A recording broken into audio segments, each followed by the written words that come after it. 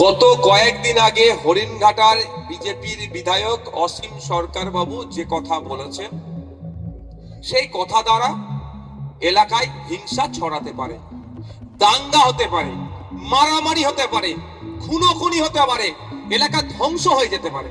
মারামারি করে নিজেদের মধ্যে সমাজকে ধ্বংসের দিকে ঠেলে দেওয়ার মতো বক্তব্য দিয়েছে। এতক্ষণ মমতা ব্যানার্জির উচিত ছিল রাজ্যের মুখ্যমন্ত্রী, আমাদের অভিভাবিকা তো উনি, আমার অভিভাবিকাটা মাথায় রাখবেন। আমি ওনার চরম বিরোধী, কিন্তু আমার অভিভাবিকা মানতে আমি বাধ্য, কারণ মানুষের ম্যান্ডেটে উনি পৌঁছেছেন। উনি আমাদের সবার দায়িত্ব ওনার মাথায় অর্পণ করেছে মানুষ ভোট দিয়ে।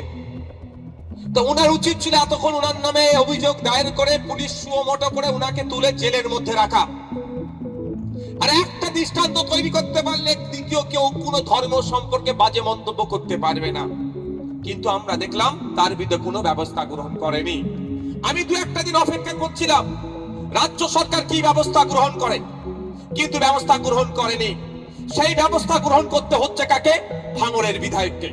আমি লিখিত অভিযোগ এফআইআর করেছি অসীম সরকারের বিরুদ্ধে। তিনাকে প্রমাণ দিতে হবে।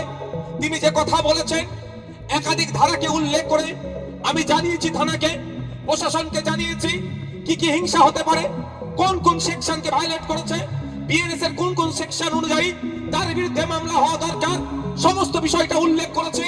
মমতা ব্যানার্জি তার পুলিশের যে কাজটা করার দরকার ছিল, ভাঙড়ের বিধায়ক হিসাবে আমি সে কাজ করেছি। এরপরও যদি ব্যবস্থা গ্রহণ না করে আমি আপনাদের জানিয়ে দিতে চাই আমি আইনের দ্বারস্থ হব, কোর্টের মাধ্যমে এটা আমি বোঝাপড়া করে নেব।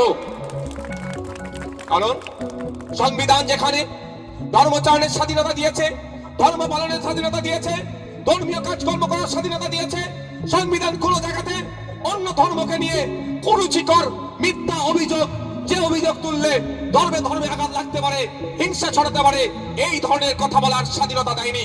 ফ্রিডম অফ স্পিচের স্বাধীনতা দিয়েছে, কিন্তু ফ্রিডম অফ স্পিচের নামে কোন ধর্মকে নিয়ে, কোন মানুষকে নিয়ে, কোন জাতকে নিয়ে, কোন ঠাকুরকে নিয়ে, কোন দেবতাকে নিয়ে, কোন যিশুকে নিয়ে, কোন বিষয়কে নিয়ে অশ্লীল মন্তব্য, মিথ্যা মন্তব্য, যে মন্তব্য দ্বারাই সমাজে বিশৃঙ্খলা হতে পারে, এই বলার স্বাধীনতা কিন্তু নাই। তাই যদি প্রশাসন এর বিরুদ্ধে, মমতা ব্যানার্জি যদি এই অসীম সরকারের বিরুদ্ধে ব্যবস্থা না গ্রহণ করে, তার বিরুদ্ধে আমি প্রয়োজনে আদালতে যাব, মামলা করব এবং আইনের মাধ্যমে বুঝে নেব। কিন্তু প্রশ্ন আমার এখানে, আমাকে কেন যেতে হবে? কেন সাধারণ মানুষকে রাস্তায় নামতে হবে? সরকার তাহলে কাজ কি? সরকারের কাজটা কি? এই ধরনের অবাঞ্ছিত মন্তব্য যারা করছে তাদেরকে আইনত ব্যবস্থা করা।